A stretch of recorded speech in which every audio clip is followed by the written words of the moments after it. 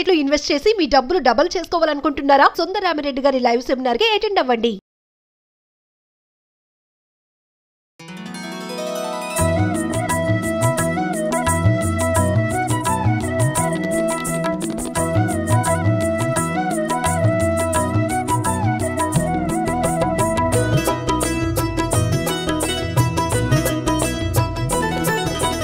దేవి దుర్గమ్మ శ్రీదేవి దుర్గమ్మ దేవి దుర్గమ్మ శ్రీదేవి దుర్గమ్మ దేవి దుర్గమ్మ వాగ్దేవి దుర్గమ్మ దేవి దుర్గమ్మ.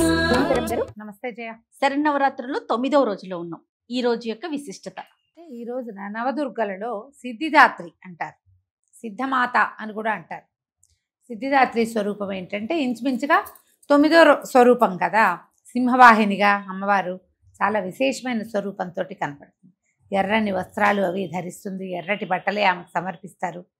తర్వాత ఈ శాకాన్నము, పులిహోర, అట్లా అన్న నివేదనలు విశేషంగా కూష్మాండబలి అవి కూడా ఇస్తారు. గుమ్మడికాయ అవన్నీ కూడా చూపిస్తారు, ప్రత్యేకంగా కనపడుతుంది. అయితే మనకి విజయవాడ ఇంద్రకీలాద్రి కనకదుర్గమ్మ వారి ఆలయంలో మాత్రం ఈ రోజున దుర్గా స్వరూపం దుర్గాష్టమిగా కనపడుతుంది కదా. దుర్గా స్వరూపాన్ని వెలయిస్తారు. దుర్గా ప్రత్యేకమైన స్వరూపం. ఇప్పటిదాకా ఉన్న స్వరూపాలు వేరు, ఈ ఒక స్వరూపము వేరు. ఈ దుర్గకి ఎలాంటి ప్రత్యేకత ఉంటుందంటే ఆమె ధైర్యాన్ని ఇస్తుంది, సాహసాన్ని ఇస్తుంది, అవసరమైతే అంతము చేస్తుంది, దండిస్తుంది కూడా. ఇది భైర సౌందర్యమూర్తిగా ఉండదు, సాత్విక అంశలాగానే కనపడుతుంది. ఆమె నామంలోనే దుర్గా, నామమే దుర్గగా కనపడుతుంది. ప్రత్యేకమైన స్వరూపం. ఈ మనకి బెంగాల్ ఆ వైపు అందరూ దుర్గా స్వరూపాన్ని ఆరాధిస్తారు. అవును, వాళ్ళు ఏమంటారు, దుర్గా పూజ అంటారు ఈ 9 రోజుల్ని. మనకి చూడు, మనం ఏమంటాం, శరన్నవరాత్రులు అంటాము, దసరా ఉత్సవాలు అంటాం, దేవీ నవరాత్రులు అంటాం. వాళ్ళకి మాత్రం దుర్గా పూజన్గానే ఉంటుంది, సమస్తము దుర్గమయంగానే ఉంటుంది.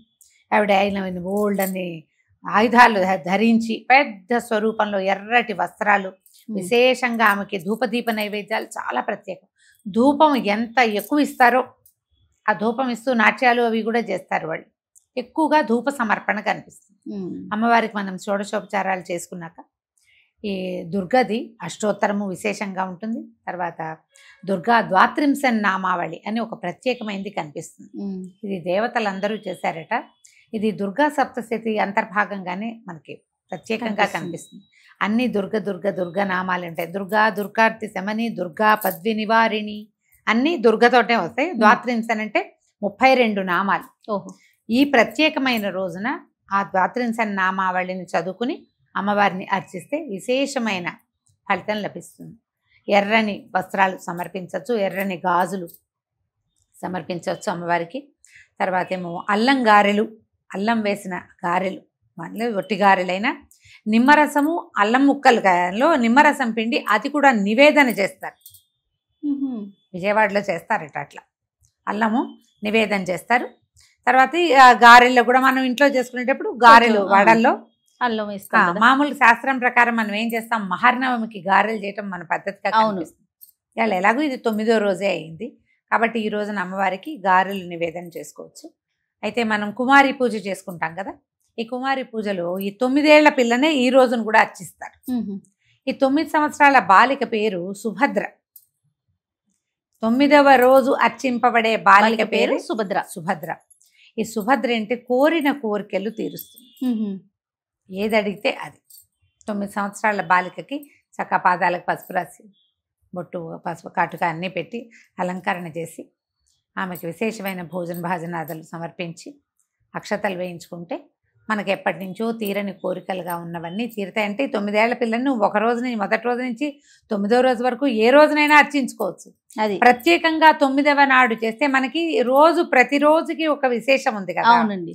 ఈ రోజున విశేషం ఏంటంటే ఈ కోరిన కోరికలు తీర్చబడే స్వరూపంలో అమ్మవారు మనకి దర్శనమిస్తుంది అన్నమాట. చాలా ప్రత్యేకంగా కనపడుతుంది. అయితే ఈ దుర్గా పటం మనకి చాలా చోట్ల ఊళ్ళల్లో శక్తి పటాలు అవి తీస్తారు.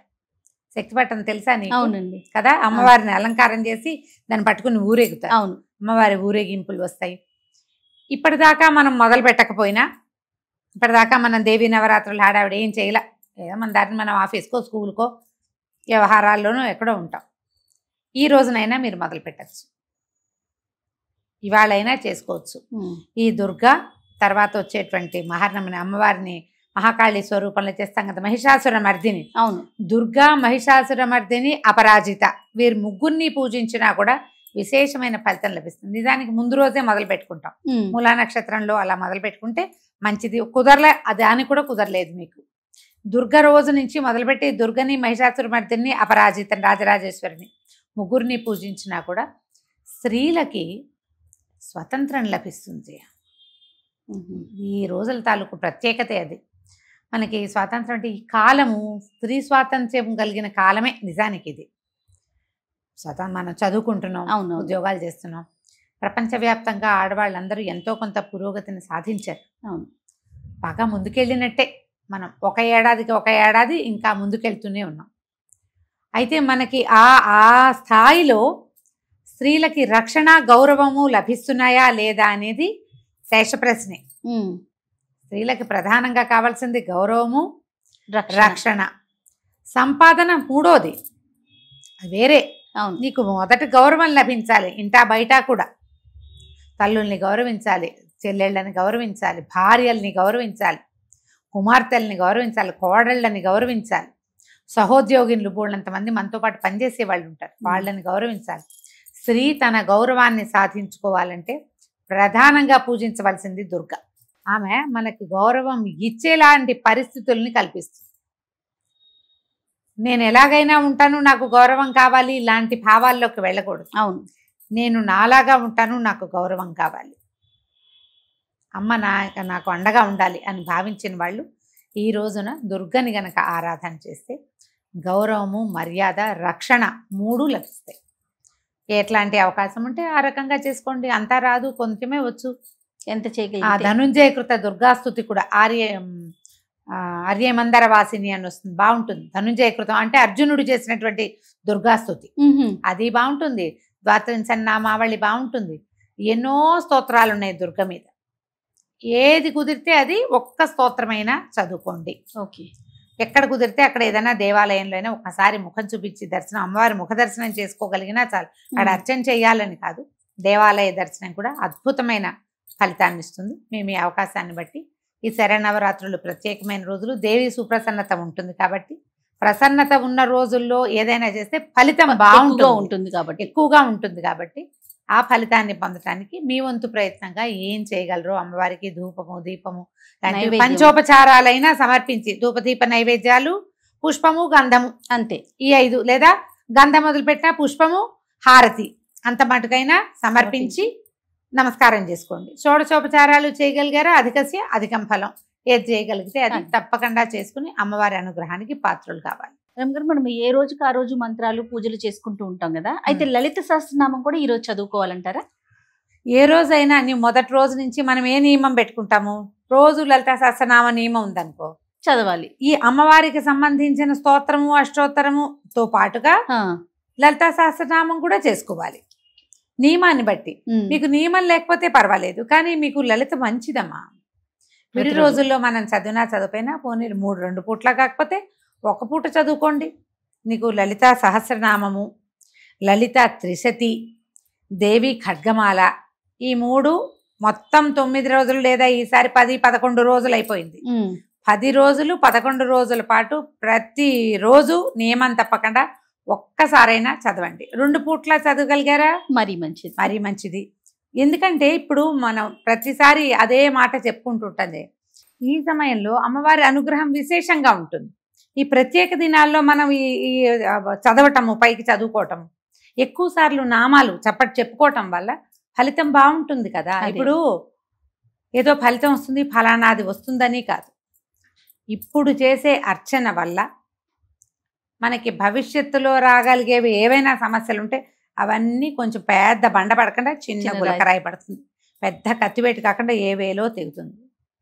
పెద్దది జరిగిపోకుండా చిన్నది జరగటానికి ఇప్పుడు మీరు చదువుకునేటువంటి ఇదంతా మీరు ఎనర్జీ పెంచుకుంటున్నారు అంతే. ప్రపంచమంతా నిండి ఉంది కాస్మిక్ ఎనర్జీ. దాని యొక్క చైతన్య స్వరూపమే అమ్మ అంతే. ఆ చైతన్య స్వరూపాన్ని మీరు పదే పదే పెంచుకున్న కొందికి ఏమవుతుంది, మీ చుట్టూతానే ఉంటుంది, మీతోటే ఉంటుంది. మన ఎనర్జీ పెంచుకోవడానికి ఏదైనా ఎందుకు చేయకూడదు, తప్పకుండా చేయాలి కదండి. అందుకని మీరు మొత్తం చదువుకున్నా కూడా మంచిదే. విశేషించి లలితా సహస్రనామాన్ని మానద్దు, రోజు ఒక్కసారైనా చదువుకోండి. తప్పకుండా రమ్మగారు. నమస్తే. నమస్తే చెయ్యి.